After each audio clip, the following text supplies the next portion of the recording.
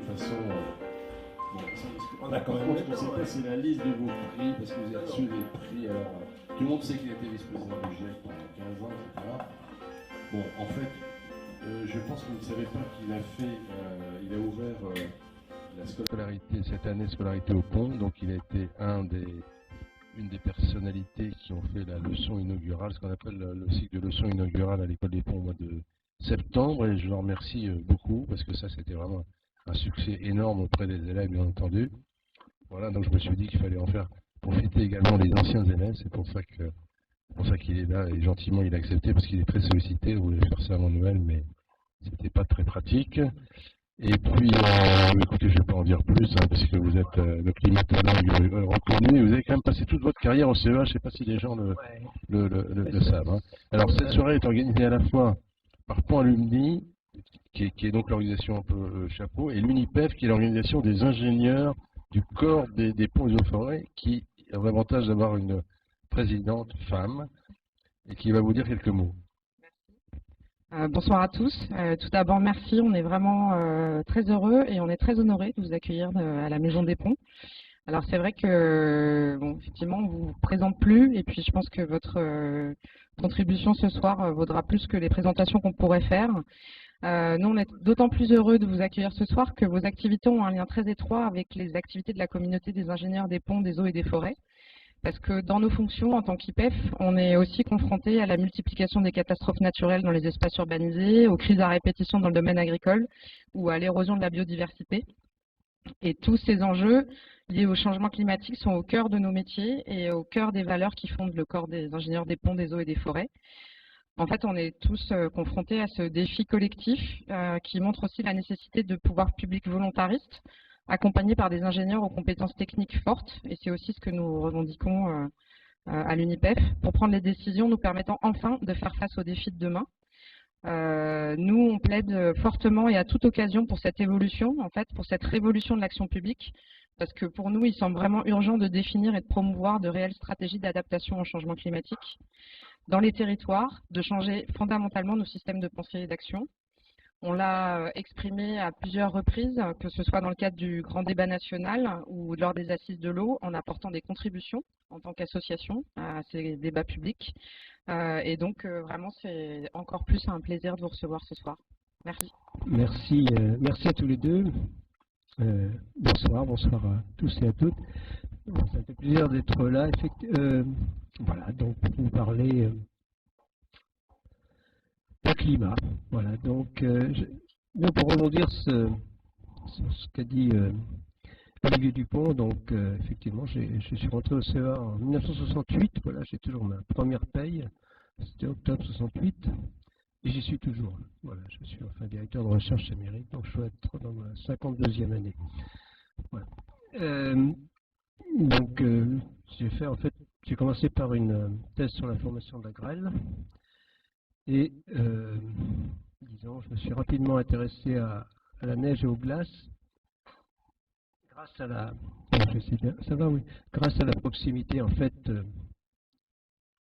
ce qui m'intéressait, ce que j'utilisais, c'est la composition isotopique de la glace, hein, en isotopes lourds, deutérium, oxygène 18.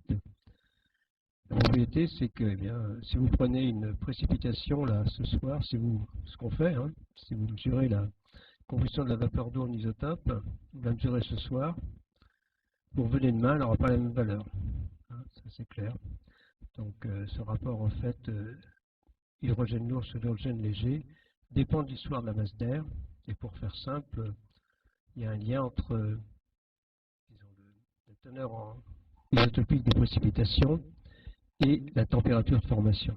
Donc moi, c'est ce que j'ai utilisé pour la grêle. En fait, dans le cas de la grêle, eh bien, la température varie de façon verticale. Ça permet d'analyser l'isotope pour permettre de reconstituer les trajectoires. Et puis, dans le même laboratoire, il y avait Claude Lorius qui apportait des échantillons de neige de l'Antarctique. Il avait commencé à l'époque. Et voilà, la même méthode permet effectivement de reconstituer les températures en Antarctique. Donc c'est voilà, j'ai beaucoup collaboré avec Claude Lorius. Je suis devenu glaciologue, donc voilà, je me suis intéressé. J'ai un peu abandonné la grêle au bout d'une dizaine d'années.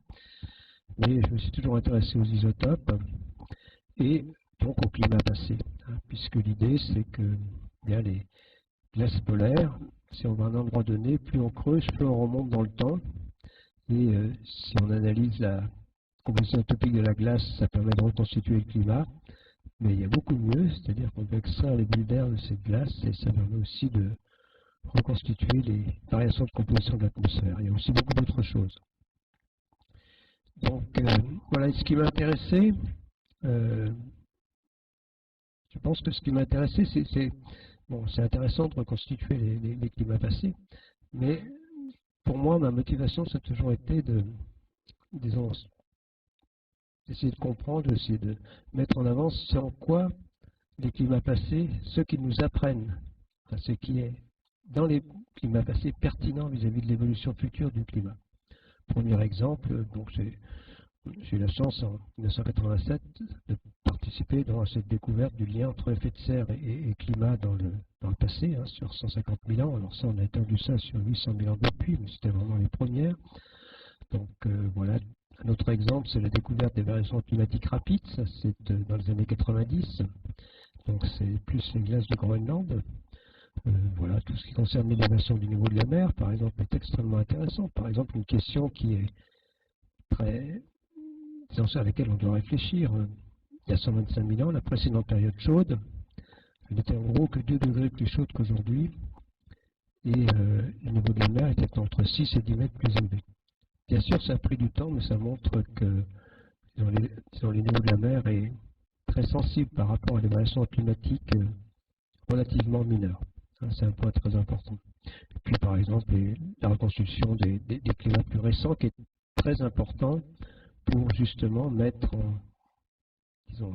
démontrer que les années que nous vivons, les années les plus récentes, eh bien, ne s'inscrivent pas dans un cycle naturel des variations du climat. Il y a toujours eu des variations climatiques, le climat a toujours varié à toutes les échelles de temps, mais depuis, disons en tout cas de façon quasi certaine depuis les années 50, eh bien, les activités humaines en termes de climat ont pris le pas sur les variations naturelles du climat. C'est ça. Alors, donc, il y a un réchauffement, d'abord c'est une réalité. C'est une réalité dans l'atmosphère. Donc les 5 dernières années ont été les plus chaudes que nous ayons connues depuis 150 ans. Et on montre justement grâce aux études portant sur le dernier millénaire, sur le 2 derniers millénaires, qu'en fait les 30 dernières années ont été les plus chaudes qu'on ait connues depuis au moins 2000 ans. Et voilà. Ensuite, ce qui est important, c'est que ce n'est pas une surprise. Hein. Il faut bien voir par nos activités, on a modifié la composition de l'atmosphère. Alors, modifié de beaucoup de façons, mais ce qui nous intéresse ce soir, ce sont les gaz à effet de serre. Donc ces gaz qui ont la propriété de piéger une partie du rayonnement solaire une fois qu'il a été réfléchi à la surface de la planète. Donc l'effet de serre, c'est quelque chose de bénéfique.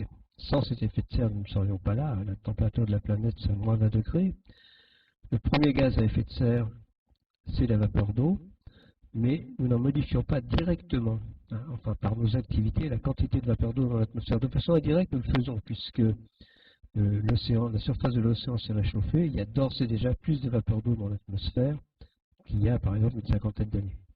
Donc en fait, ça amplifie le réchauffement climatique. Mais ce sur quoi nous avons joué par nos activités, directement cette fois, eh bien, ce sont des composés comme le gaz carbonique, l'oxyde de carbone, le méthane, le protoxyde d'azote, les composés fluorés aussi, dont certains n'existaient pas d'ailleurs avant que nous ne les inventions, nos chimistes ne les inventent. Voilà, donc et c'est là aussi grâce aux glaces polaires qu'on peut avoir du recul et donner des chiffres, hein, puisque ça nous permet, en fait les mesures de composition de l'atmosphère directes, ça a commencé en 58 pour le CO2, mais 20 ans plus tard pour le méthane, le protoxyde d'azote. Et heureusement, je dirais, on peut avoir, grâce aux glaces polaires, des enregistrements. En fait, ils remontent jusqu'à 800 000 ans, mais pour ce qui nous intéresse, je dirais, si on regarde les dernières centaines d'années, eh bien, il y a vraiment une croissance extrêmement rapide, hein, de la composition de l'atmosphère. Il y a 45% de plus de gaz carbonique qu'il y a 200 ans, ça a plus que doublé pour le méthane. Ça a augmenté de 20% pour le protoxyde d'azote. Voilà. Donc c'est très clairement établi. Hein. Donc nous avons modifié par nos activités la composition de l'atmosphère et nous savons comment nous le faisons. En gros, si on prend 2019, eh bien, on a émis 37 milliards de tonnes de gaz carbonique, c'est à chaque fois, à travers les combustibles fossiles, en utilisant pétrole, gaz et charbon. Il faut ajouter 5 à 6 milliards liés à la déforestation et 1 à 2 milliards liés à la fabrication du ciment. On arrive à peu près à 44 milliards de tonnes de CO2 l'an dernier. Et grosso modo, il faut ajouter une dizaine de milliards d'équivalents CO2 cette fois. Il faut bien sûr tenir compte des propriétés différentes du point de vue optique, hein, du protoxyde d'azote, du méthane par rapport au CO2. Eh bien, disons, on ajoute 10 milliards d'équivalents CO2 liés au méthane, au protoxyde d'azote et à d'autres gaz à effet de serre. Donc on arrive à peu près à 54 milliards d'équivalents CO2, hein, dont 80% de CO2. Et donc plus de 70% liés directement au combustible fossile. Alors oui, bien sûr, ensuite, donc, qu'est-ce que ça fait cette augmentation? De façon très claire, ça augmente le chauffage. En fait, l'énergie, on piège plus d'énergie dans l'atmosphère au départ, ça augmente le chauffage. En fait, on a augmenté, donc, en moyenne annuelle, notre planète reçoit 240 watts par mètre carré, en moyenne annuelle et en moyenne géographique. Et en fait, on a à peu près 3 watts par mètre carré de plus grâce ou à cause de l'augmentation de l'effet de serre, un peu plus de 1%. En fait, si on tient compte du fait que la pollution, nos activités ont un autre effet, c'est-à-dire dans la pollution, contrecarre une partie, donc ça a plutôt tendance à refroidir, hein, la pollution au sens trivial du terme, hein, automobile, urbaine, industrielle. Donc ça a plutôt tendance à refroidir et ça contrecarre à peu près pour 20% sur l'augmentation du forçage radiatif lié à l'augmentation de l'effet de serre. Grosso modo, on a augmenté le chauffage de 1%. Et c'est vraiment ce 1% d'augmentation de chauffage qui est à l'origine du réchauffement. Il n'y a pas de surprise, hein. Quand on augmente le chauffage, eh bien, disons, c'est normal, logique, même si c'est compliqué à l'intérieur, que la température augmente. Donc, il y a un point qui est important, c'est que de cette chaleur supplémentaire, en fait, il n'y a que 1% utilisé par l'atmosphère. Donc, l'essentiel de cette chaleur va dans l'océan. 93% vont dans l'océan. Hein. Et donc, voilà, c'est quand même dans l'océan qu'il faut aller voir ce qui se passe. Et il se passe des choses. Et le constat est aussi très clair. En fait, l'élévation du niveau de la mer de plus de 3 mm chaque année, un peu plus, 1 mm lié à la dilatation de l'océan. L'océan se réchauffe, il se dilate, un peu moins vite que les continents, mais il se réchauffe bien sûr. Il se dilate, ça contribue pour 1 mm et l'essentiel du reste à la fonte des glaces. Alors les glaciers continentaux, surtout l'Himalaya, bien sûr les Andes, alors les Alpes ça contribue un tout petit peu évidemment. Voilà, les grands glaciers continentaux contribuent à l'élévation du niveau de la mer, mais depuis une vingtaine d'années, le Groenland et l'Antarctique contribuent également à l'élévation. En fait, disons sur les 2 mm restants, c'est à peu près un tiers. Groenland, Antarctique, glaciers continentaux. Voilà. Et donc, on a, à travers cette élévation du niveau de la mer, un double témoignage du réchauffement climatique, le réchauffement de l'océan et la fonte des glaces. C'est ce qui nous amène à dire que le réchauffement est sans équivoque. Hein, pour nous, c'est une certitude. Donc, je prends la phrase même du 5e rapport du GIEC. Alors, il y a quand même quelque chose qui est important, c'est effectivement, il ne suffit pas de dire que le chauffage augmente et que la température augmente pour être en mesure d'établir une relation de cause à effet. Donc ça c'est très important. Ça nous a pris du temps, hein, c'est clair. Donc dans le premier rapport, on disait qu'on ne savait pas s'il y avait un lien entre le réchauffement qui commençait et les activités humaines. Puis peut-être dans le second rapport en 95, probablement. Et très probablement, plus de 95 chances sur 100 dans le dernier rapport, et nous sommes allés beaucoup plus loin puisque ce dernier rapport fait la part sur le réchauffement des 70 dernières années entre ce qui est lié aux activités humaines et ce qui pourrait être d'origine naturelle. Ce qui est lié aux activités humaines, en gros, on peut expliquer l'ensemble du réchauffement par les activités humaines. Donc, à peu près depuis disons cette période, depuis 70 ans, on a pris un peu moins de 1 degré à l'échelle planétaire, 0,8 degrés. Donc, et les causes naturelles de variation du climat sur cette échelle de temps ne peuvent expliquer, ou mieux, qu'un dixième de degré.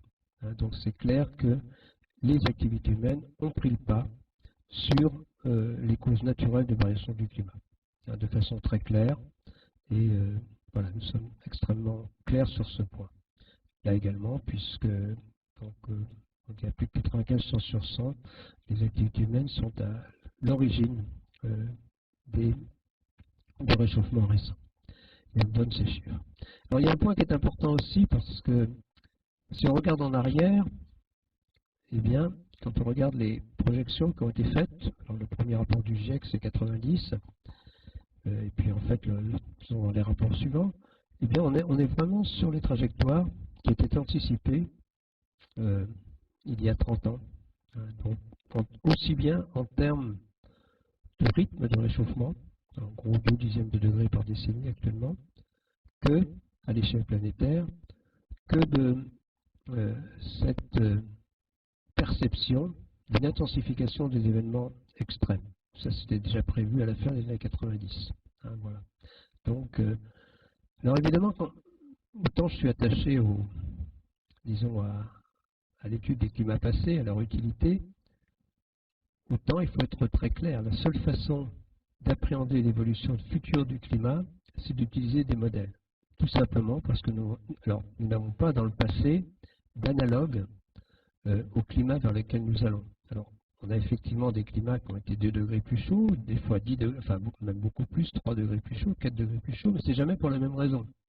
C'est pas à cause de l'augmentation de l'effet de serre, c'est à cause de, bon, disons, enfin, si souvent, enfin, il y a par exemple 50 millions d'années, c'est clair que le climat était beaucoup plus chaud, largement à cause du fait qu'il y avait 10%, enfin 10 fois plus entre 5 et 10 fois plus de gaz carbonique dans l'atmosphère.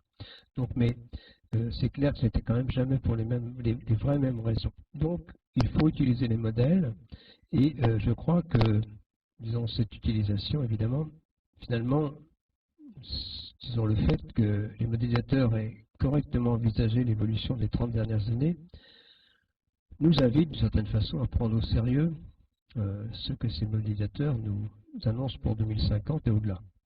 C'est une invitation très claire. Alors, qu'est-ce qu'il prévoit, justement? Donc, le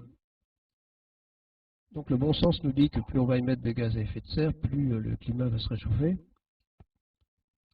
C'est vrai, mais je dirais presque pas complètement. En gros, le climat des 20-30 prochaines années, surtout des 20 prochaines années, il est joué. Parce qu'il ne dépend pas des quantités de CO2 qu'on va mettre dans l'atmosphère au cours des 10-20 prochaines années, il dépend avant tout des gaz à effet de serre qui sont déjà dans l'atmosphère. Donc c'est très clair. Donc les 20-30 prochaines années sont jouées, disons, en France, on est sur un rythme de 3 dixièmes de degré par un peu plus rapide. Donc, bon, par exemple, en France, on a connu entre 1,5 degré, voire plus dans certaines régions depuis les années 60, depuis ma jeunesse. Voilà, donc, et ça, disons, j'ai participé à un exercice sur le climat de la France en 2050, donc, bon, ça dépend des régions, mais enfin disons, ça va dépendre des saisons, des régions, mais grosso modo, on peut s'attendre à 1 degré supplémentaire d'ici 2050. Voilà. Alors c'est après que ça change, évidemment. Le climat de la seconde partie du siècle et au-delà dépend très largement de ce que nous allons faire autour des 10-20 prochaines années. Très largement. Et bien sûr par la suite. Alors on va se mettre dans l'hypothèse où on ne fait rien. C'est un peu quand même l'hypothèse, c'est quand même ce qu'on fait actuellement. Il faut voir que les émissions ont augmenté de plus de 65% en 1990, entre 1990 et aujourd'hui. C'est énorme. Donc, voilà, c'est ce qu'on a fait. Donc, dans ce cas-là, eh bien, on va vers des réchauffements de 4-5 degrés à la fin du siècle, et ça se poursuivrait, bien sûr. et des conséquences dans tous les domaines. Donc des conséquences, en parlant de l'acidification de l'océan, alors ça n'a rien à voir avec l'effet de serre, hein, mais en fait, les 44 milliards de tonnes de CO2 qu'on a émis l'an dernier, 10-12 milliards peut-être enfin, de cet endroit-là qui vont aller dans l'océan, ou qui sont allés dans l'océan. Alors c'est bien, il y a aussi à peu près la même quantité qui est absorbée par la végétation. Grosso modo, du CO2 qu'on émet, il y a à peu près 45% à rester dans l'atmosphère. Bon, ça dépend d'une année sur l'autre. Hein, voilà. Et c'est bien pour nous parce que, disons, ce qu'on appelle ces puits, disons, finalement, font que l'augmentation de l'effet de serre est moins rapide que si nous n'avions pas d'absorption dans l'océan ou, disons, d'absorption par la végétation. Mais c'est au dépend de l'océan, c'est très clair. C'est un acide faible, l'océan s'acidifie. Il est déjà 30% plus acide qu'il n'était au début du siècle dernier. Et dans le cas d'un scénario émetteur, eh bien, son acidité aurait doublé à la fin du siècle. Donc, par rapport au début du XXe siècle. Alors, c'est pas la fin du monde, mais le résultat, il est clair. C'est-à-dire tout ce qui se forme de calcaire, de calcite, hein, disons que c'est pas la fin du monde, les jeunes d'aujourd'hui pourront toujours aller se baigner. Ça, je veux dire. Hein. C'est vraiment un acide très faible. Mais tout ce qui se forme de calcite, de calcaire, a plus de mal à se former. C'est ça la conséquence principale. C'est le cas des récifs coralliens qui, au-delà de 2 degrés, qui sont à la fois, disons, je dirais, ils sont à la fois vraiment face à l'acidification de l'océan qui ne les aide pas et à la température qui ne les aide pas non plus, et dans certaines régions à la pollution qui ne les aide pas non plus. Donc, au-delà de 2 degrés, il y a de fortes chances que l'ensemble des récifs coralliens ait disparu, enfin ait été, disons en tout cas, je dirais, maltraité. Hein. C'est très clair. Et voilà. Donc, bon, il y a aussi évidemment des conséquences sur les événements extrêmes. Ce qu'on commence à percevoir, hein, c'est perceptible, mais c'est pas encore dangereux. Enfin, bon, c'est perceptible en tout cas. Eh bien, va se poursuivre. Hein. Cette intensification des événements extrêmes, elle va vraiment se poursuivre. Aussi bien pour les vagues de chaleur. Par exemple, si on prend les vagues de chaleur, il y a, bon, c'est un peu, disons, une règle sur un point de table, mais c'est quand même à peu près ce qu'on observe. Les pics de chaleur, hein, je parle bien des records, hein, parce que les records de chaleur augmentent 2 fois plus vite que les températures moyennes d'été le jour, 3 fois plus vite la nuit. Hein. Donc en fait, c'est vrai que je raconte souvent, moi j'ai commencé des conférences sur le climat dans les années 80, j'ai l'impression que je disais déjà la même chose qu'aujourd'hui. Donc c'est vrai que le premier rapport du GIEC était assez clair, et même avant. Eh bien, mais disons, quand on parlait de température au-delà de 40 degrés à Paris, ou de température au-delà de 45 degrés en France, les gens souriaient. Hein, disons, voilà. Et on y est. Hein, donc voilà, 46 degrés en France. Et donc c'est vrai que si on arrivait disons, à 4-5 degrés plus en moyenne planétaire, eh bien ce serait largement des pics de chaleur au-delà de 50 degrés en France, même flirtant dans certains points avec 55 degrés. Donc voilà. Donc c'est un monde avec des pics de chaleur, aussi bien sûr des cyclones plus intenses. Bon, j'étais ce matin à Aix-en-Provence et hier à Saint-Raphaël. Donc, j'ai fait un peu je me suis un peu penché, enfin, disons, on a un peu plus discuté du pourtour méditerranéen, qui est quand même une des régions les plus fragiles. En fait, donc, pour le pourtour méditerranéen, il y a vraiment presque une double peine, parce que, disons, bien sûr, le réchauffement est là, et c'est pas du tout négligeable, mais il y a aussi un risque très, très clair, en tout cas très bien documenté, de diminution des précipitations. Et surtout, un risque, c'est même pas un risque, c'est une certitude d'augmentation de l'évaporation. Ce que les gens oublient. Hein. Disons que Clausius Caperon, ça fonctionne bien. C'est de l'ordre de 5, 6, 7%, bien sûr, à chaque degré supplémentaire d'eau évaporée. Et il y a un chiffre qui m'a marqué, moi, c'est une étude d'ailleurs qui est parue dans un récent rapport sénatorial qui a été reprise par un rapport du sénateur Dantec, enfin de 2 sénateurs, je crois. Si on regarde le débit des fleuves et rivières en France, pas dans 100 ans, dans 30 ans, 30-40 ans, les débits d'été auront diminué de 30%, de 30 à 60%. 30% y compris dans le bassin Seine-Normandie et plus que divisé par 2 dans le sud de la France. Donc c'est des choses qu'il faut qu'il faut vraiment prendre en compte. Donc c'est des choses très importantes, ce n'est pas des conséquences à la marge, ce ne sont pas non plus des conséquences à la marge sur la diminution de la saison d'enneigement, sur la fonte des glaciers, sur l'élévation du niveau de la mer. Donc il ne faut pas partir avec cette idée que la France est serait exempte des conséquences du réchauffement climatique. Comme on dirait chez moi, c'est moins pire que dans d'autres régions, mais disons, il ne faut pas partir avec cette idée que le réchauffement climatique, c'est chez les autres. Il y a vraiment des conséquences. Et quand on prend le cas de la Méditerranée, pourquoi je dis quelquefois c'est la double peine? Le problème, c'est que le problème de fond, c'est, disons, moins d'eau dans les sols, moins d'eau en surface, des sols peut-être un peu plus secs, disons en tout cas, et quand même un risque d'événements méditerranéens qui pourrait devenir plus intense. On a beaucoup de discussions. Donc, c'est des régions. Donc, ça n'empêche pas du tout qu'il pourrait y avoir, comme ce qu'on a vécu au cours des 2 dernières années, des événements méditerranéens très intenses, puisque c'est largement lié, ces événements méditerranéens, au réchauffement de la Méditerranée. Donc, voilà. Donc, d'autres conséquences sur, bien sûr, sur toutes les. Il y a un point qui est très important. Donc, j'ai beaucoup parlé de climat, mais en fait, pour le monde qui nous entoure, ce n'est pas que cela, mais le réchauffement climatique a le mauvais goût d'exacerber tous les autres problèmes environnementaux. Quand on prend la perte de biodiversité, d'ores et déjà, disons, le réchauffement climatique est d'ores et déjà un 3e coup de perte de biodiversité. Ça, c'est nos collègues, disons, de l'IPBES qui ont publié ce chiffre, ce constat. Et puis, quand on regarde, eh bien, je me place toujours dans le cadre d'un scénario émetteur. À la fin du siècle, dans ce cas-là, eh bien, pratiquement pour la moitié des espèces, faune ou flore, elles auraient une capacité de déplacement inférieure à la vitesse de déplacement des zones climatiques. Donc on voit bien que ces espèces auraient des difficultés, moins qu'on puisse dire, c'est une impossibilité à s'adapter. Donc on peut parler aussi de la pollution. Donc les pollutions estivales, il est plus difficile d'y faire face en cas de canicule. On peut parler de tous les problèmes de santé et environnement, évidemment, en premier lieu justement les vagues de chaleur. En fait, on estime que le nombre de décès liés aux événements climatiques pourrait être multiplié par 30 pour un réchauffement de 3 degrés, 30 à 40 en Europe. Voilà, donc, et dépasser 100 000 chaque année. Donc, il y a aussi les victimes. Voilà.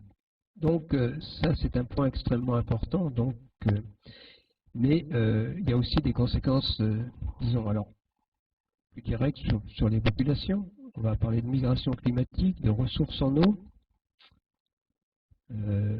Voilà, on va parler aussi, bien sûr, de sécurité alimentaire. Alors, on l'a souvent dit aussi, mais oui, mais l'agriculture va s'en trouver beaucoup mieux. Il y aura des régions où la productivité va s'améliorer, ce qui est vrai. Il est vrai qu'il y a des régions qui bénéficient du réchauffement climatique, des régions où on ne pouvait pas faire de blé il y a 40 ans, on peut le faire. Donc, mais quand on regarde, disons, les 4 cultures principales, blé, soja, maïs et riz, eh bien, en fait, c'est vrai, à l'horizon 2030, alors il y a aussi des régions qui perdent, en particulier à cause des sécheresses, mais aussi, voilà, aussi parce que au-delà de 30 degrés, il n'y a pas grand-chose qui pousse de façon optimale. Donc, je fais un peu simple, mais voilà. Et quand on regarde l'évolution de la productivité, eh bien, effectivement, les régions qui gagnent en productivité et les régions qui perdent s'équilibrent à peu près à l'horizon 2030. Mais à la fin du siècle, eh bien, disons, à mesure que le réchauffement climatique se met en place, les régions qui perdent prennent le pas sur les régions qui gagnent. Donc, globalement, c'est clair que le réchauffement climatique a un effet négatif sur la productivité agricole. Voilà. Un point, donc, bien sûr, on peut aussi parler de l'élévation du niveau de la mer, et qui touche quand même de plus en plus de monde, parce que les gens s'agglutinent sur les régions côtières. Il y a un chiffre récent qui m'a marqué. En France, il y aura, disons, en horizon 2050, il n'y aura que 15 cm supplémentaires. Il y a un article récent, et bon, peut-être un peu controversé, mais le chiffre mérite d'être donné. on estime à 1 million de personnes, 1 million de personnes dans la région côtière française qui, chaque année, seraient au moins une fois victimes d'une inondation liée à des intrusions marines. Enfin, donc voilà, donc c'est quand même énorme. Hein. Donc c'est loin, ça c'est pour la France, hein, c'est 300 millions au niveau planétaire. Voilà. Donc il y a un point qui est intéressant et qui m'a beaucoup intéressé, en fait. Voilà, je pense que la première conséquence du réchauffement climatique, quand on les prend dans leur ensemble et non pas une par une, c'est vraiment le risque d'accroissement des inégalités. Donc, je crois qu'on en est bien conscient quand on regarde entre pays pauvres et pays en voie de développement et pays riches. D'ailleurs, ces pays en voie de développement qui ont peu contribué, certains sont en voie de développement parce que justement, déjà, le climat n'a pas favorisé leur développement, c'est très clair. Donc on comprend bien, et un climat encore plus dur ne le favorisera pas. Ce dont on est moins conscient, c'est que ces inégalités valent aussi pour des pays comme le nôtre. Donc je suis au Conseil économique, social et environnemental, j'ai participé à un avis sur ce qu'on appelle la justice climatique, donc ce risque d'accroissement des inégalités liées au réchauffement climatique. Et par exemple, y compris dans un pays comme la France, ce sont les populations les plus fragiles, les revenus les plus modestes qui sont généralement les plus vulnérables. Bon, si on regarde les inondations à répétition dans certaines vallées du sud de la France, c'est clair que l'immobilier ne vaut plus rien et c'est là où les gens, les revenus modestes, se retrouvent. Hein, c'est quand même très... Voilà, donc bon, ces personnes-là sont généralement moins bien assurées. Hein, donc voilà. Mais il y a aussi un autre aspect qui ne vous a pas échappé, c'est que les inégalités peuvent naître de mesures proposées ou envisagées ou prises pour lutter contre le réchauffement climatique. Ça, c'est évidemment le cas de l'augmentation de la taxe carbone. Donc, je suis fortement favorable à la fiscalité environnementale. Hein, donc, c'est évidemment le cas de la taxe carbone, puisque en fait, en termes relatifs, alors en France, comme dans tous les pays, ce sont les revenus les plus élevés qui émettent le plus de gaz à effet de serre. Hein, il n'y a pas photo. Mais quand on regarde, non pas de façon absolue, hein, disons en gros, ça veut dire que l'augmentation de la taxe carbone aurait affecté plus en valeur absolue les hauts revenus, hein, qui consomment plus, mais de façon relative par rapport aux revenus, eh bien justement, les chiffres sont là et on comprend la révolte des Gilets jaunes. Les 10% de la population, les 10%, les 10% revenus moins élevés de la population sont affectés par rapport à leurs revenus 3 fois plus que les 10% les plus élevés par rapport à ce qui était envisagé comme augmentation de la taxe carbone. Donc c'est pas rien et voilà, donc on comprend bien ce mécanisme et donc la nécessité bien sûr d'avoir des outils fiscaux mais qui soient justes. Alors donc je vais arrêter sur cette partie-là parce que donc en gros on a quand même, bon, j'espère vous avoir convaincu que ne rien faire ce n'est pas la solution. Disons, ce monde à 3, 4, 5 degrés, il faut tout faire pour l'éviter. Et finalement nos décideurs politiques l'ont bien compris, hein, puisque donc le premier rapport du GIEC c'est 88.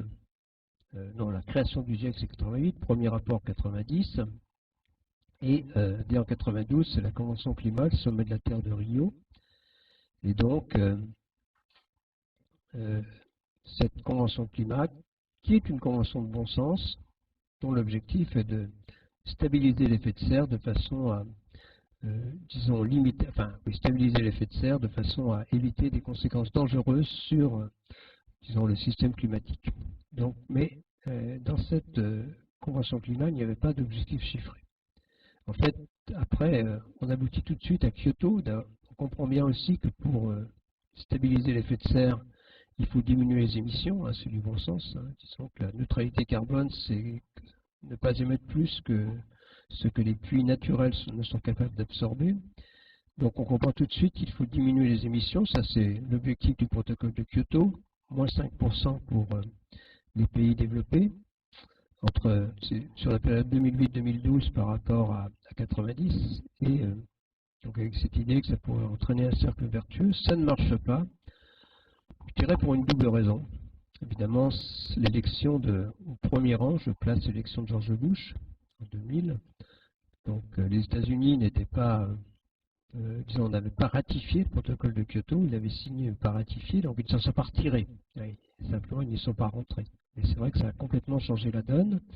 Et puis l'émergence de la Chine. Personne n'avait vraiment anticipé que, disons, ces pays émergents émergeraient aussi vite et autant se construiraient évidemment largement sur le charbon dans ce cas-là. Les émissions de la Chine ont plus que doublé dans les années 2000, entre 2000 et 2010. C'est important. Donc voilà, et on se retrouve à Copenhague avec l'espoir d'un accord ambitieux, alors pour la seconde période, disons pour la période 2013-2020, cette fois. Et bien sûr, il n'y a pas eu d'accord ambitieux puisque nous sommes dans cette période, c'est la dernière année de cette période, et en fait, il n'y a que l'Europe et quelques autres pays qui se sont engagés avec des objectifs chiffrés. Ce sont les 3 fois 20 de l'Europe. L'Europe s'est engagée à diminuer de 20% ses émissions de gaz à effet de serre. Par rapport à 90, ça devrait être à peu près le cas. Mais autrement, il y a peu de pays qui se sont engagés. Voilà, et puis, bien sûr, le troisième accord, donc il y a des conférences climat chaque année, mais elles ne sont pas toutes aussi importantes. Les plus importantes, c'est qu'il y a des accords, il y en a eu 3 jusqu'ici, même si l'accord de Copenhague était extrêmement flou. Et là, on comprend que eh bien, disons, la stratégie qui avait été employée pour Kyoto et Copenhague ne marche pas. C'est une stratégie qui consistait à fixer des objectifs pour les pays développés. Ça ne marche pas, donc on prend l'approche inverse. Et plutôt que de fixer des objectifs, eh bien, on demande aux pays de dire ce qu'ils pourraient faire pour lutter contre le réchauffement climatique et s'y adapter. Donc c'est la démarche inverse. Donc les pays prennent des engagements. Ce sont des engagements dans le cadre de l'accord de Paris. Et il y a un autre point très important de l'accord de Paris. Alors ça avait déjà été inclus dans l'accord de Copenhague, mais disons un peu comme en appendix, enfin vraiment de façon pas très visible, mais ça se concrétise à Paris. C'est que d'un objectif qualitatif, on passe à des objectifs chiffrés. Et ça change tout. Ça, c'est l'accord de Paris, vraiment. C'est à partir de l'accord de Paris, on passe à cet objectif de prendre des mesures pour que le réchauffement climatique soit maintenu bien dans deçà de 2 degrés, voire 1,5 degré. Et ça change tout. Donc, quelques chiffres, pour rester au-delà de 2 degrés, on n'a plus qu'une quinzaine d'années d'émissions d'utilisation des combustibles fossiles au rythme d'aujourd'hui. 1,5 degré, on n'a plus qu'une dizaine d'années. 1,5 degré, c'est laisser 90% des combustibles fossiles facilement accessibles là où ils sont. Voilà. Le problème, c'est que quand on revient à l'accord de Paris, c'est un succès. Le succès de l'accord de Paris, c'est son universalité. C'est-à-dire tous les pays l'ont signé, pratiquement tous les pays l'ont ratifié, sauf pour le moment la Turquie, qui ne sait toujours pas si c'est un pays riche ou un pays pauvre. Non, c'est un peu ça, ils veulent le beurre et l'argent du beurre, donc je pense qu'ils n'ont pas ratifié. Mais bon, voilà. Donc c'est son universalité, bien sûr, qui est en train de s'évanouir sous les coups en particulier de Donald Trump, puisque disons, au départ, il a été acté que les États-Unis quitteraient l'accord de Paris, mais ça ne peut être effectif qu'à la fin de l'année, ça le sera. Et puis de façon plus ou moins officieuse, on voit bien que des pays traînent des pieds, le Brésil, le Bolsonaro, Scott Morrison vaut guère mieux, en ce sens-là au moins en tout cas. Poutine est aussi extrêmement réticent, des pays du Moyen-Orient également. Donc il y a beaucoup de pays qui traînent des pieds. Donc voilà, donc cette universalité qui était le succès de l'accord de Paris est en train de vraiment de s'évanouir. Donc, mais il y a aussi un autre point de l'accord de Paris qui est tout aussi important, c'est qu'il n'y a pas de raison que quand on demande aux gens ce qu'ils peuvent faire et qu'on met en face des objectifs, eh bien disons, il n'y a pas de raison que les engagements répondent aux objectifs. C'est le cas, c'est très clair. Donc les engagements qui ont été pris, disons, par l'accord de Paris, dans le cadre de l'accord de Paris, même s'ils étaient respecté, ce qui n'est pas encore sûr. Alors l'accord de Paris va commencer, la période de l'accord de Paris commence le 1er janvier 2021. Il y a la conférence de Glasgow en fin d'année, donc on n'est pas encore, on est toujours dans la deuxième phase, dans la phase de Copenhague, je dirais. Donc là, je vais revenir sur quelques chiffres. Donc 54 milliards, on va dire en 2020, et on va émettre 54 milliards d'équivalent CO2.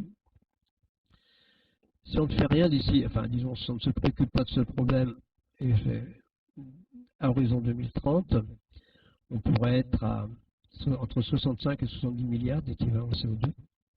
Voilà. Avec l'accord de Paris, on a des chances de stabiliser autour de 55 milliards à horizon 2030.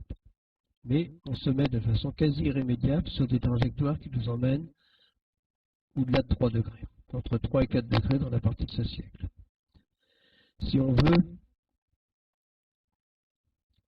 veut avoir des chances de garder des trajectoires autour de 2 degrés, il faut vraiment passer à 40 milliards de tonnes en 2030. Et pour 1,5 degré, il faut passer entre 25 et 30.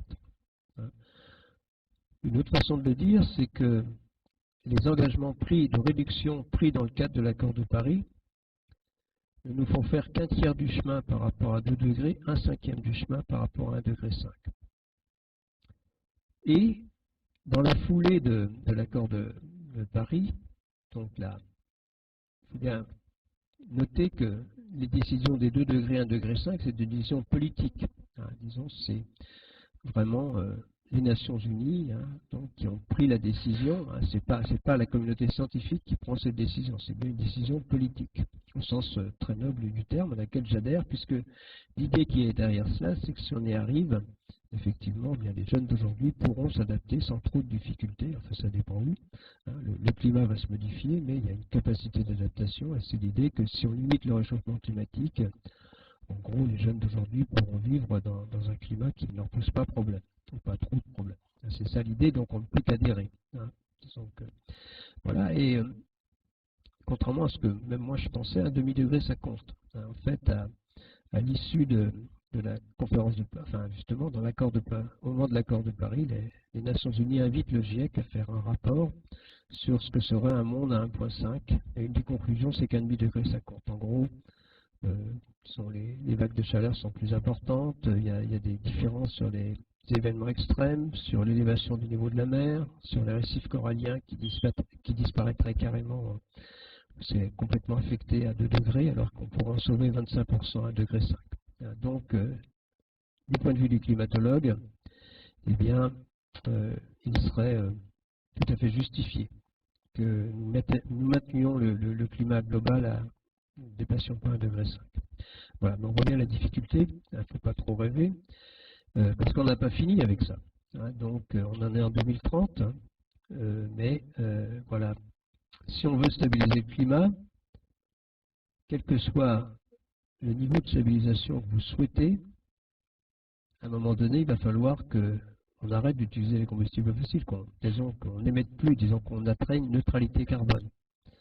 Je dirais que pour 3 degrés, c'est la fin du siècle. Pour 2 degrés, c'est plutôt les années 70-80. Et pour 1,5 degré, c'est 2050. Donc, l'autre point qui est très important, c'est que pour avoir des chances de respecter 1,5 degré, il faut non seulement pratiquement diviser par 2 entre 2020 et 2030, mais atteindre une neutralité carbone en 2050. Et bien sûr, continuer après. C'est pas... Voilà. Alors, ça c'est, je crois, assez important. Alors, voilà comment on peut... alors, cette neutralité carbone, elle est effectivement inscrite. Alors, où en sommes-nous actuellement? Donc, je dirais que dans les textes, c'est, disons, les textes sont relativement ambitieux. Quand on regarde la loi climat-énergie, qui est en cours de discussion, eh bien, il y a neutralité carbone affichée. Disons, depuis l'annonce en 2003 par Jean-Pierre Raffarin du facteur 4, ils ont division par 4 à l'horizon 2050, il y a une remarquable continuité dans la politique française dans ce domaine. Donc ce facteur 4 a passé le Grenelle de l'environnement, la loi sur la transition énergétique, et là il a été, grâce à largement à Nicolas Hulot, disons, mis au diapason de ce que nous dit l'accord de Paris, c'est-à-dire neutralité carbone en 2050. Donc cette neutralité carbone en 2050, eh bien, elle est inscrite donc elle est inscrite comme correspondant à une division par 6 dans la loi, et c'est peut-être un peu optimiste, parce que disons que les puits en France, ça veut dire qu'il faudra qu'on multiplie disons, au cours des 30 prochaines années la quantité de carbone absorbé par la biomasse multipliée par 2. Donc voilà, donc c'est possible avec de la reforestation, voilà, aussi du piégeage de carbone dans les sols, mais c'est difficile.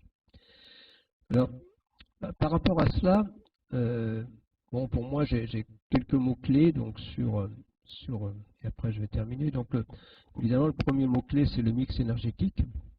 Donc, voilà, c'est aussi inscrit dans la loi que la part du nucléaire ne devrait pas représenter de plus de 50% de l'électricité à l'horizon 2035. Donc, on a vraiment... ça veut dire qu'il faut aussi développer les énergies renouvelables. Donc le mix énergétique, effectivement, on doit, si on veut réussir la neutralité carbone en France, bien sûr limiter puis éliminer très rapidement l'utilisation des combustibles fossiles, c'est très clair. La notion d'efficacité énergétique, il y a aussi quelque chose qui est dans la loi. Alors il y a 3 choses dans la loi. Neutralité carbone, part du nucléaire. Et il y a une 3e chose que les gens oublient, c'est que la loi nous dit que la France devrait consommer 2 fois moins d'énergie en 2050 qu'aujourd'hui. C'est important. Derrière tout ça, il y a l'efficacité énergétique, qui est vraiment un mot-clé dans tous les domaines. Et c'est loin d'être gagné. Là aussi, donc cette efficacité énergétique, c'est important. C'est important, mais je pense que je dirais que sans sobriété, on n'y arrivera pas. L'efficacité énergétique, c'est, je dirais, faire les mêmes choses avec moins d'énergie, c'est très bien, c'est gagnant-gagnant. La sobriété, c'est simplement faire attention à ce qu'on fait, dans tous les domaines. Ensuite, il y a quelque chose, je pense, qui est très important et qui est la notion de territoire. Quand on regarde, donc voilà, on n'est pas, donc d'abord dans la lutte contre le réchauffement climatique. Bon, moi je crois que c'est une chance pour les territoires. C'est peut-être plus difficile pour les métropoles, mais c'est une chance pour les territoires parce que quand on va parler de développement des renouvelables, de piégeage du carbone, voilà, de développement mais aussi de reforestation, voilà, donc je crois que ça peut revitaliser les territoires, ça c'est très important. Et puis il y a une chose qui est importante aussi, c'est qu'il faut absolument penser à l'adaptation. Donc il est essentiel d'avoir au cœur des dispositifs de l'adaptation 1 degré de plus en France en 30 ans dans certaines régions, c'est pas comme aujourd'hui. Le message c'est qu'1 degré, c'est déjà un changement climatique relativement, on le perçoit, 1 degré de plus, donc il faut, et l'adaptation évidemment, elle n'est pas du tout la même d'une région à l'autre. C'est très clair, si vous êtes en bord de mer ou si vous êtes, disons, dans un massif montagneux, ce n'est pas les mêmes problèmes qui se posent aux élus. Voilà, donc il y a ce rôle très très important, je dirais, d'une régionalisation de ces problèmes climatiques. Ensuite, il y a, alors je terminerai par 2 choses qui me sont chères pour des raisons tout à fait différentes, mais alors l'investissement. Donc en fait,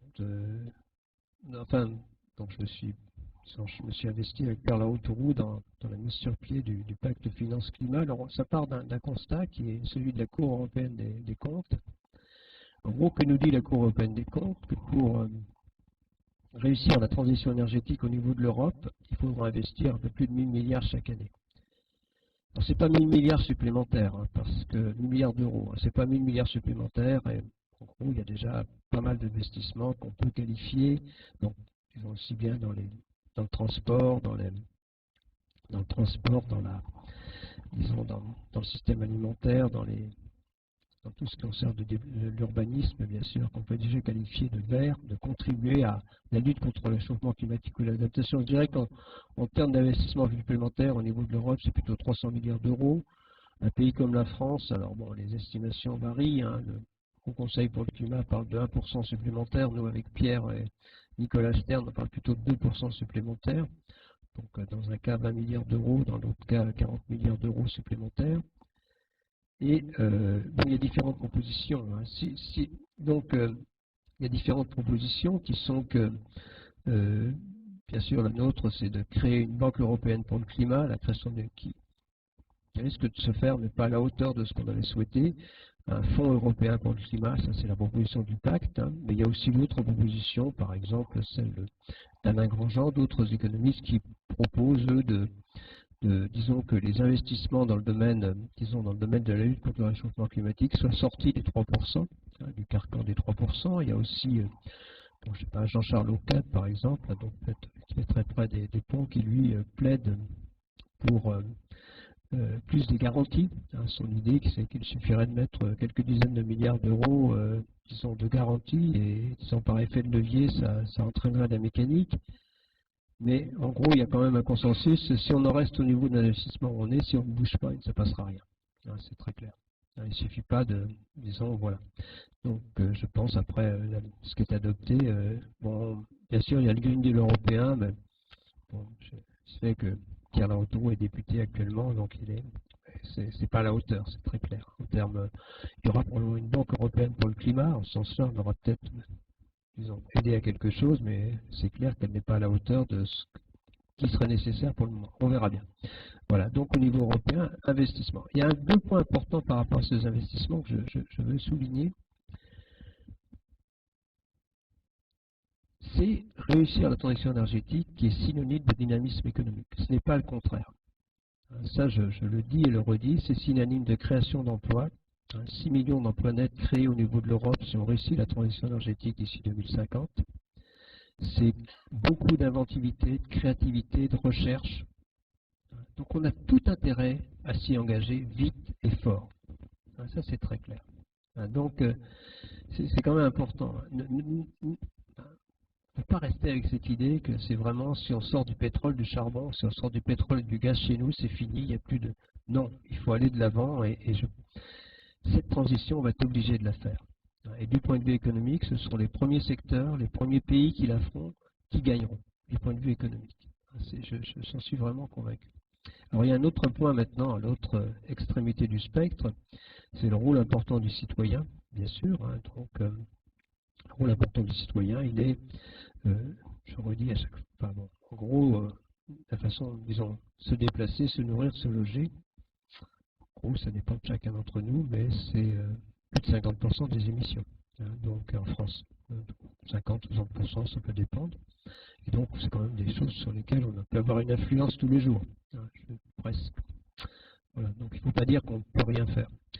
Et c'est quand même ça qui a sous-tendu donc l'initiative qui a été prise par Emmanuel Macron et déclinée par Édouard Philippe avec une lettre de mission à 150 citoyens tirés au sort. Et cette lettre de mission, bien, c'est que ces citoyens, on attend de ces citoyens qui proposent des mesures pour que la France respecte ses objectifs de diminution de gaz à effet de serre, au moins 40%, d'au moins 40% en horizon 2030, ceci dans un esprit de justice sociale. Je suis aussi très attaché à cette... Voilà. Et donc, voilà, donc je suis moi-même membre du comité de gouvernance de cette convention citoyenne, donc c'est extrêmement intéressant, on verra bien ce qu'il en sort. Donc la convention a reçu Emmanuel Macron le week-end dernier, donc il y a encore 3 week-ends, hein, ce sont des réunions de 3 jours à chaque fois.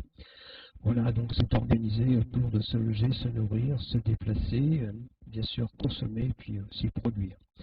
Travailler donc avec des aspects aussi un peu transversaux. Mais voilà, donc pour le moment, il y a des pistes sur les 2 prochaines séances, du prochain week-end, enfin, disons, celui de février et de mars, on devra arriver à des propositions dont Emmanuel Macron a clairement dit qu'elles devraient être précises, qu'il souhaitait qu'elles soient précises. Donc on verra bien, voilà, c'en est là, et donc les choses bougent. C'est vraiment important. En France, on a du retard. Je vous donne un seul chiffre qui est celui du Haut Conseil il faut qu'on multiplie par 3. Alors, entre 2020 et 2030, au niveau mondial, il faudrait diminuer de 7% chaque année, entre 2020 et 2030. C'est énorme, nos émissions, pour, disons, atteindre l'objectif. Et au niveau français, il faudra multiplier par 3 l'effort qu'on n'a pas fait entre 2015 et 2020. On a déjà pris du retard, et c'est bien pour ça qu'il y a la Convention climat la Convention citoyenne pour le climat qui s'est mise en place. Donc voilà, mais moi je veux vraiment laisser, disons, je suis vraiment, je pense qu'il faut agir. Il y a aussi des opportunités dans tous les domaines, et disons, c'est vraiment, je dirais, un message pour l'action que j'essaie de donner ce soir, même si je ne suis pas naïf, c'est extrêmement difficile. Voilà, merci beaucoup. Bon, merci.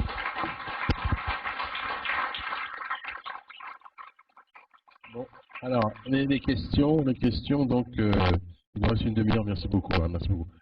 Je vais prendre les questions avant je vais en poser une peut-être un peu dérangeante, qui est le nucléaire. Parce que pourquoi, voilà, alors, pourquoi fermer Fessenheim Alors pourquoi et pourquoi alors que donc oui, ça produit peu de CO2, disons très peu de CO2. Non, alors je vais essayer de. Bon, je vais m'appuyer sur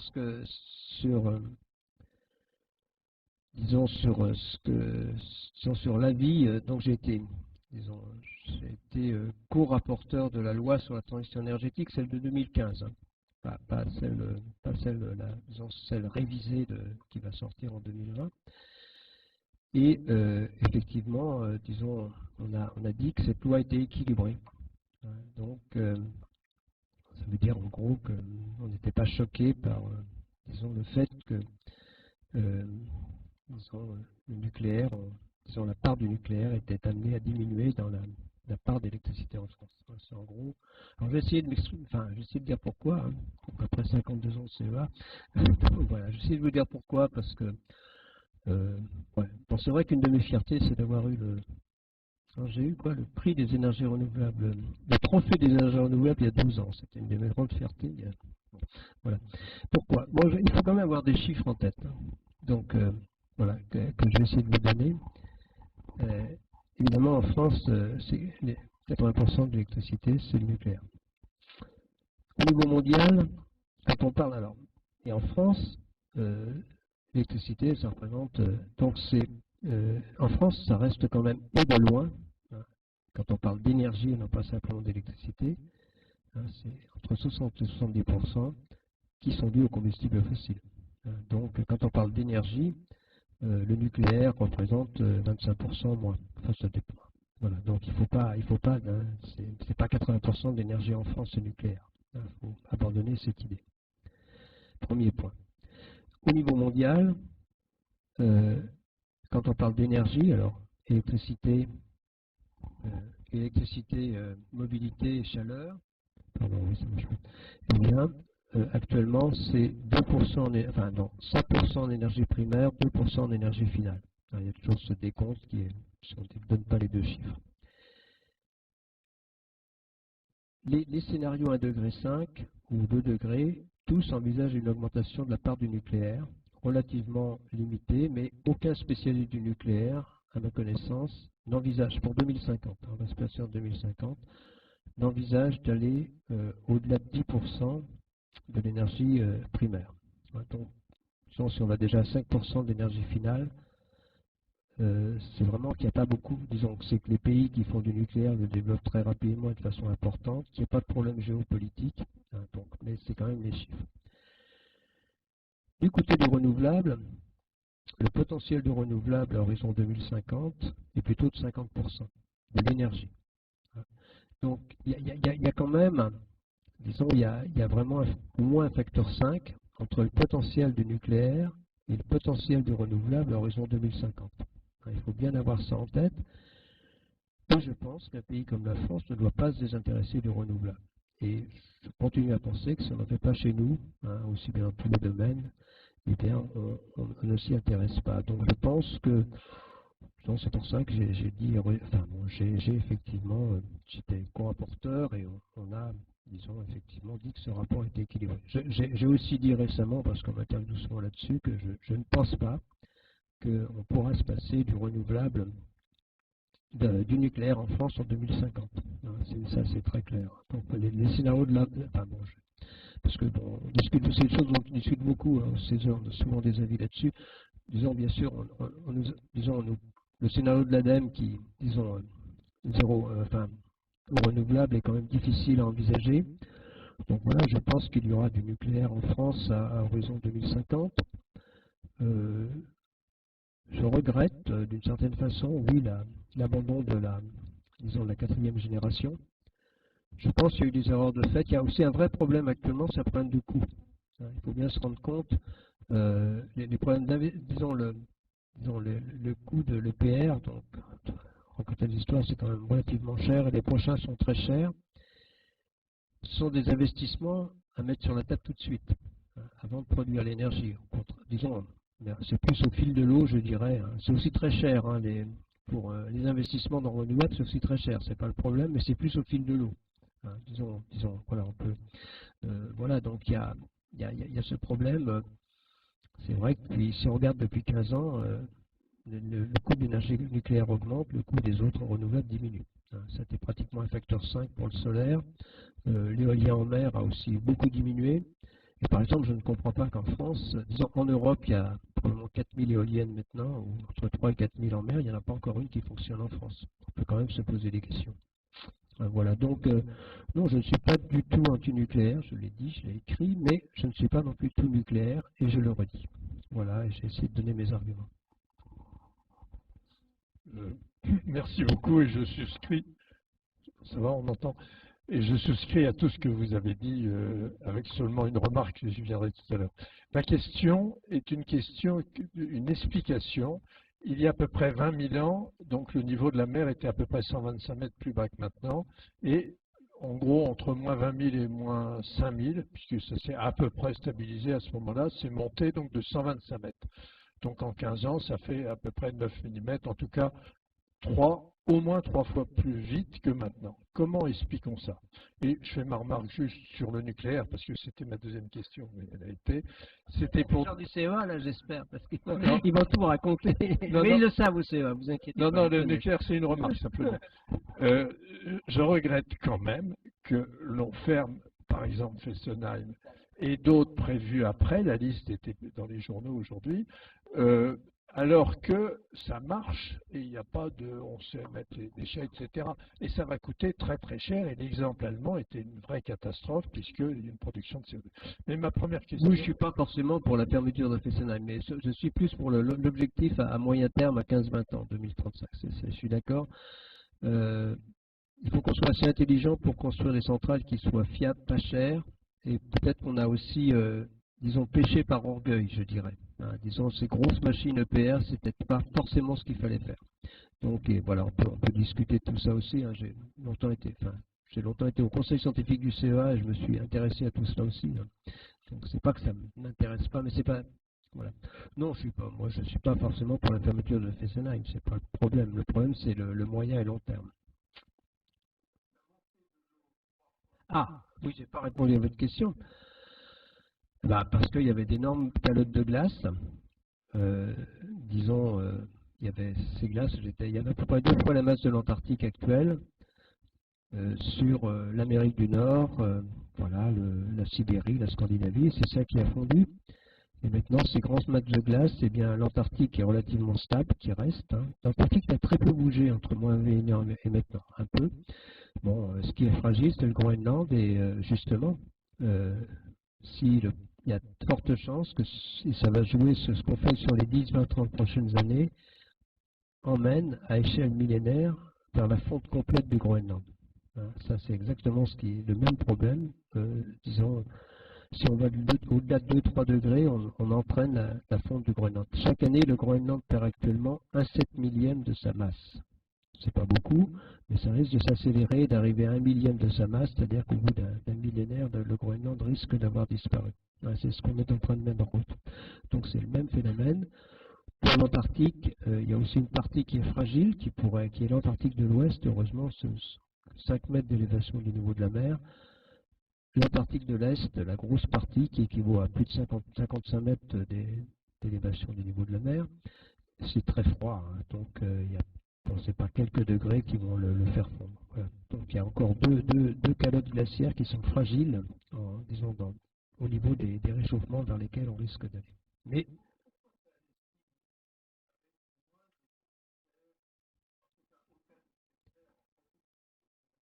donc, non, il n'y avait aucun effet de serre anthropique. Alors, il y a des discussions, ça a peut-être commencé avec le méthane, avec l'agriculture, mais de façon marginale.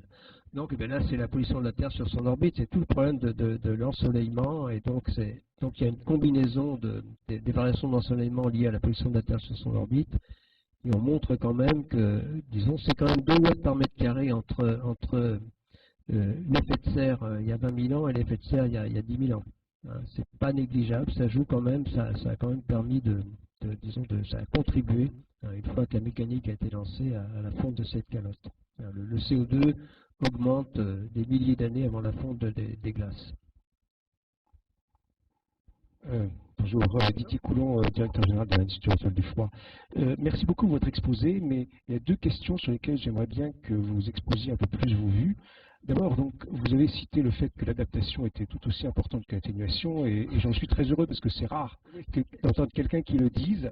Mais en pratique, ce que je constate, c'est que tout le monde, y compris la Convention sur le climat dont vous avez parlé, ne parle que d'atténuation. C'est-à-dire que j'aimerais bien savoir quelle est la façon dont vous pouvez promouvoir aussi des mesures d'adaptation au changement climatique. Et puis, enfin, j'aurai d'autres questions après. Posez les 2 questions, est-ce que je suis navré? Alors, l'autre sujet, c'est que nulle part on ne parle, sauf maintenant dans quelques rapports, du problème des frontières, de la taxe carbone aux frontières, de ce problème-là. J'ai vu le rapport de l'ADEME qui vient de sortir, où on explique que finalement, vous avez quand même 40% de l'effet du CO2 produit en France et du carbone importé hors d'Europe, hors d'Union européenne.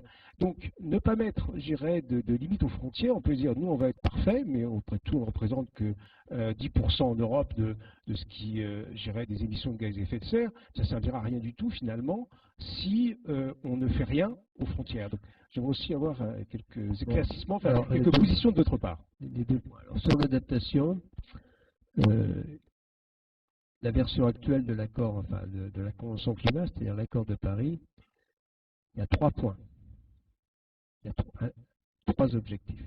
J'ai parlé du premier, c'est 2 degrés, 1 degré 5, j'y reviens pas. Deuxième alinéa, adaptation. C'est très important, c'est souligné. Il y a beaucoup quand même de discussions sur l'adaptation.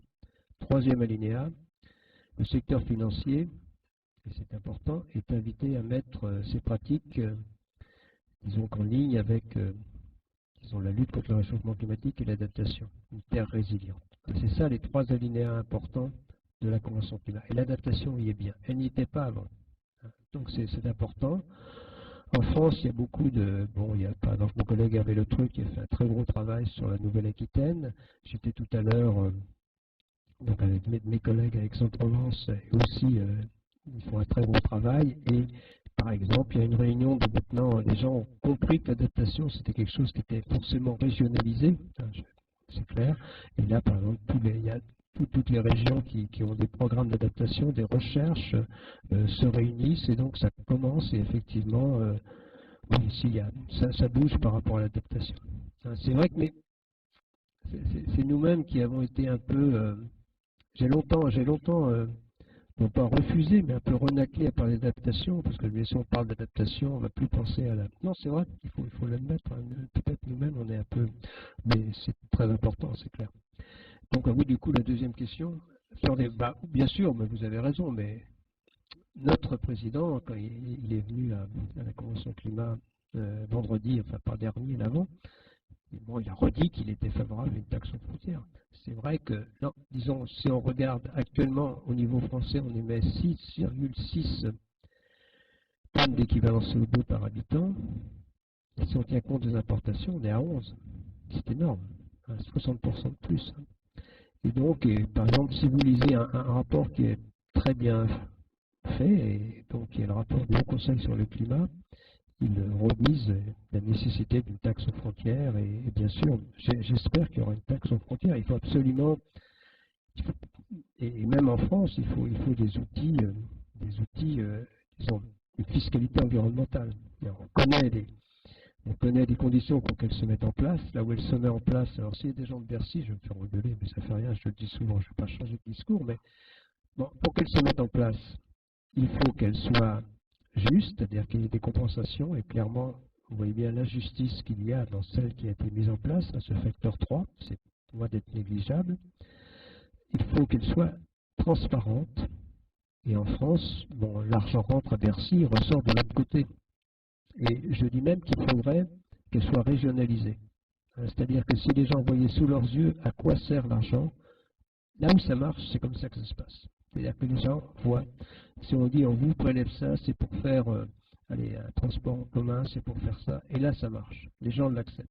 Ils ne l'acceptent pas. Donc si on ne régionalise pas la taxe carbone, on n'arrivera pas à la faire passer. Donc il faut réfléchir à une fiscalité environnementale plus intelligente que celle qui a été mise en place. Alors c'est pas de la faute, je suis très ami avec Christian de Pertuis qui était président du comité, et c'est vraiment pas de sa faute, parce que lui il a vraiment plaidé pour des compensations, hein. Donc, mais voilà, donc il faut, mais au-delà de ça, donc il faut une fiscalité en France, il faut une fiscalité européenne, il faut des taxes aux frontières, il faut quand même que l'OMC bouge, hein, c'est-à-dire que ce serait le rôle de l'OMC de mettre une taxe carbone au niveau mondial.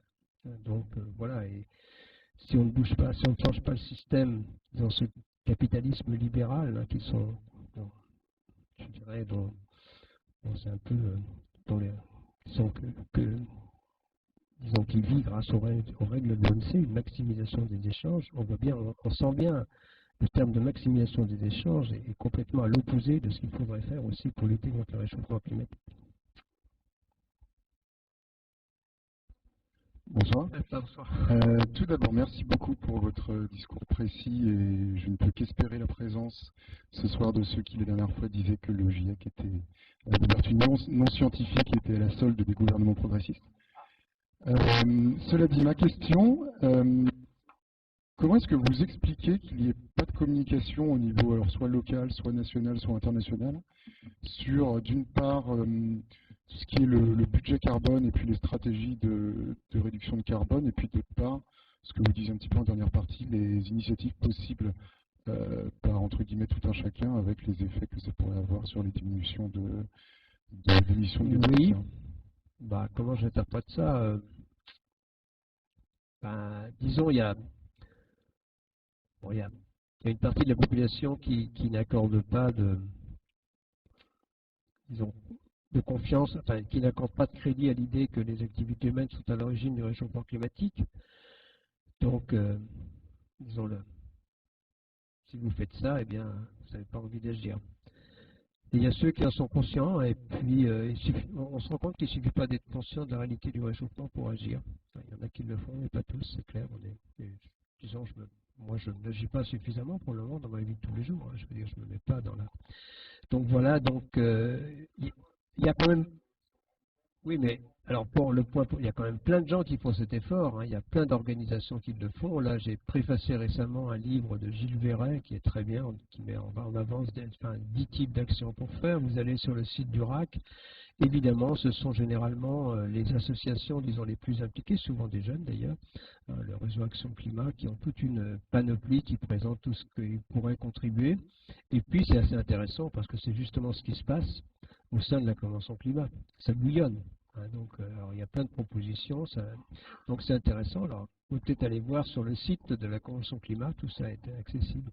Mais si, quand même, si on... Disons, si on a envie de faire quelque chose, on a quand même bien accès à l'information. Mais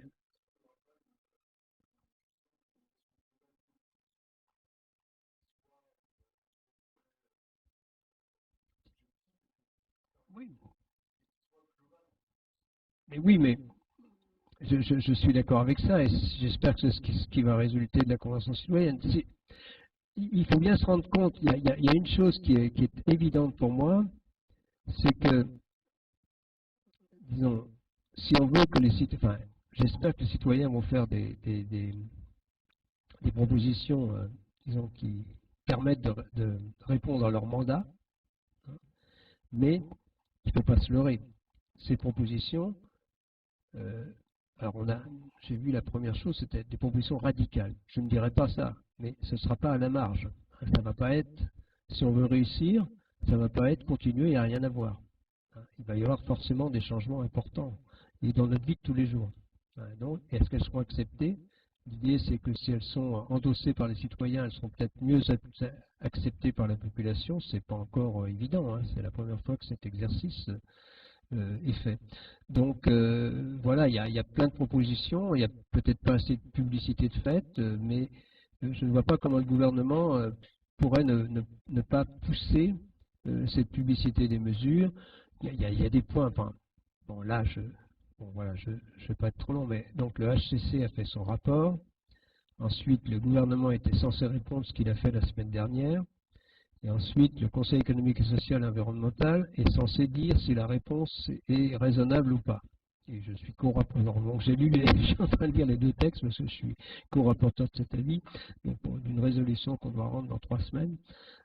Mais si vous regardez, il y a quand même, si vous lisez le rapport du Haut Conseil, il y a plein de choses et tout ça. Donc il y a quand même plein de choses, mais c'est vrai qu'il faut s'y intéresser. Donc il faut quand même les chercher, je suis d'accord. Voilà. Merci pour la clarté de votre exposé, mais j'y ai distingué 2 parties. Une partie totalement consensuelle, où on sent chez vous un scientifique aguerri, et puis... Oui, mais il faut bien faire autre chose. Moi, oui, c'est ça, vous m'amenez à la seconde. Une autre, c'est dans les déductions que vous faites, qui sont à chaque fois marquées par un pessimisme rémanent. Et alors, je voudrais juste, même dans l'intérêt de votre discours, que j'ai bien envie de partager, de vous faire des remarques un peu d'homme de la rue. La première, c'est quand vous dites le réchauffement est préjudiciable à la santé. Moi qui viens de la région la plus froide de France, attesté, on a le souvenir que on a la goutte au nez tout l'hiver et que l'hiver c'est synonyme de mauvaise santé, de mort des vieux, de grippe et ainsi de suite. Vous parlez ensuite d'inégalités dues au climat. J'ai vécu en climat, j'ai vu la misère que j'ai vécue dans des pays de grande misère chaude, et je l'ai rencontré dans des pays de misère très froide. D'ailleurs, il n'y a pas beaucoup de pays de misère très froide, mais je vous donne le cas. Je suis intervenu dans la région du tremblement de terre d'Arménie, qui est une région glaciale, et je peux vous dire que je préfère la misère chaude, comme le chante Aznavour d'ailleurs, elle est plus belle au soleil. Puis en fait, une dernière remarque, donc cette fois-ci, c'est que si ça se réchauffe, on va consommer moins de chauffage. Le chauffage, c'est 45% de la consommation qui nous amène. Pourquoi?